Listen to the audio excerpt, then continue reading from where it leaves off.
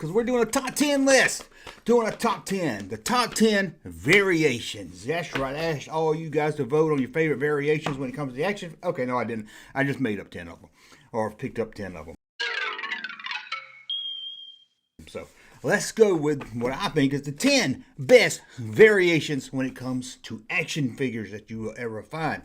Got them all right here. It took me forever to write them down, but I got them right here. Let's go with number 10. We're going all the way back to the 80s with the vintage HeMan collection. Did you even know this one?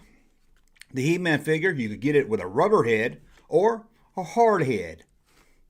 I know a lot of hard heads, but I don't know any HeMan hard head. As a kid, I only knew about the soft one. I think it was later in the run when they made his head solid.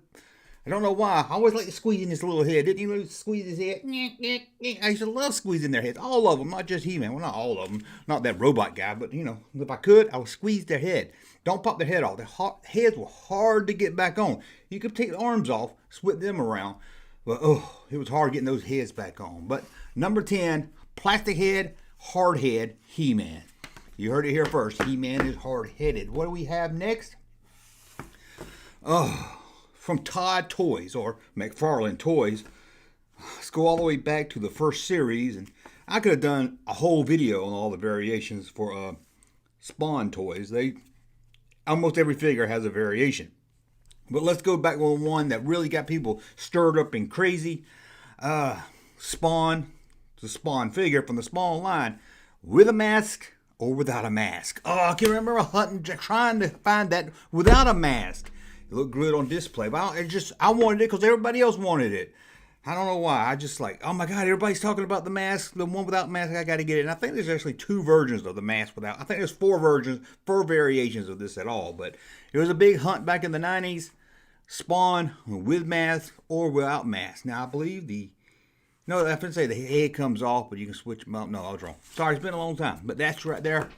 Where we at? Ooh, look at here. Number 4, one of my personal favorites from the Kenner Robin Hood collection. I have a whole collection of those figures.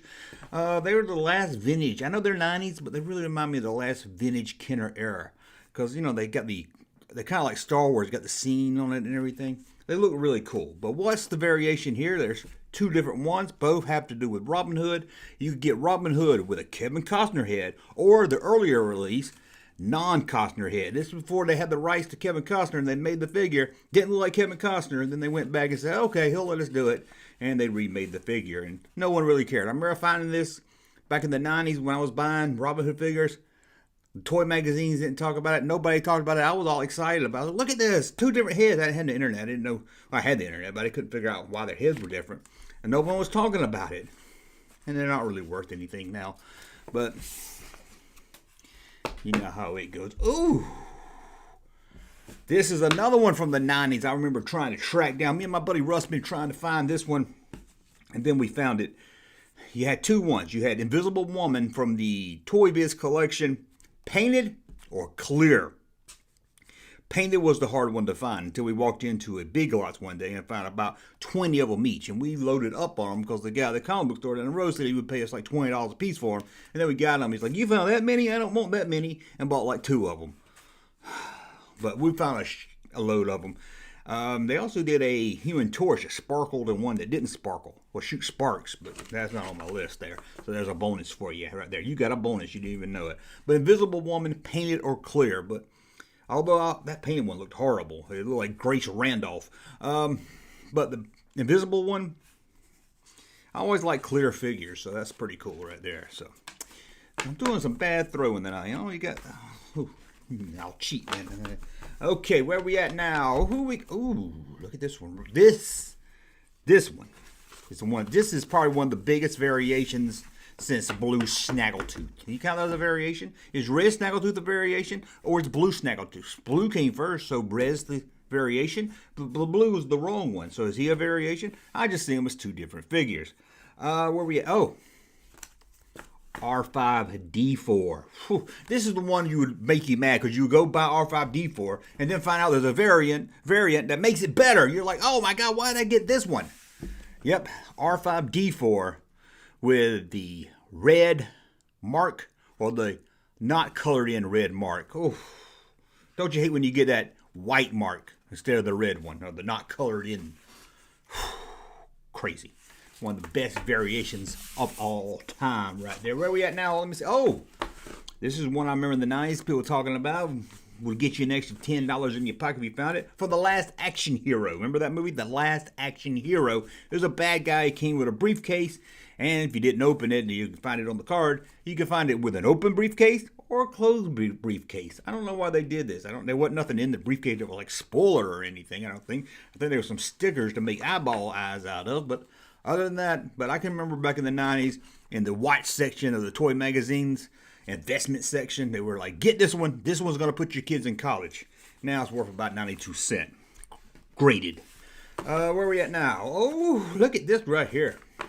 This is one I didn't know about at the time. And I should have if I read the back of a package. Didn't know about this one right here.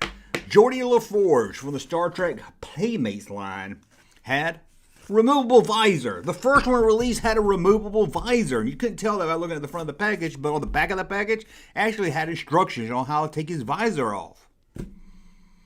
And then they worried about he would choke a kid. The kid don't play with Jordy Le Forge figures.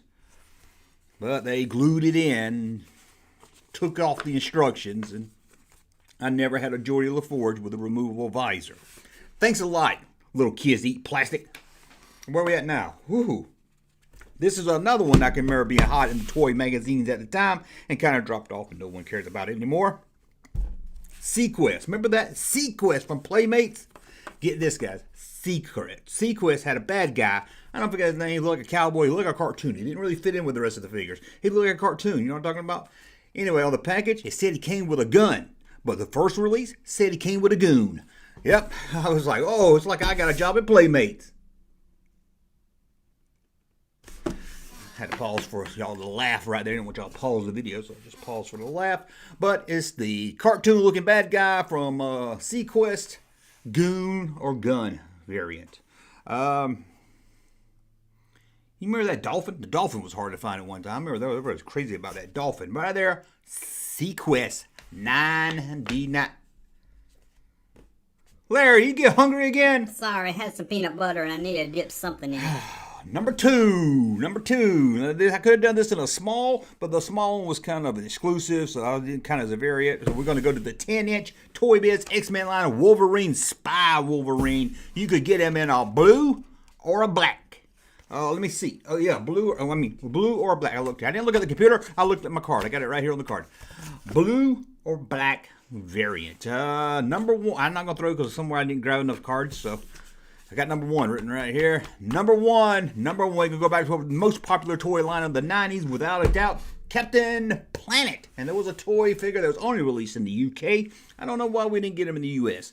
His name was Duke Nukem. Wait, that's a video game. Maybe that's why we didn't get him in the U.S. Because we in the U.S.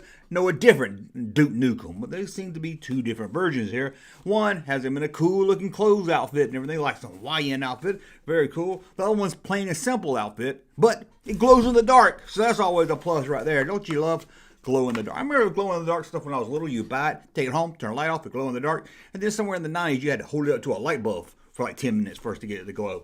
I don't know what happened to glow-in-the-dark paint between 1979 and 1989, but something happened because we never put ours against the light, or maybe the world was just brighter back then and we didn't have to. Anyway, that's the top 10 variants. Hey, Junkman channel popping though. Thank you, sir, for that unsolicited testimony.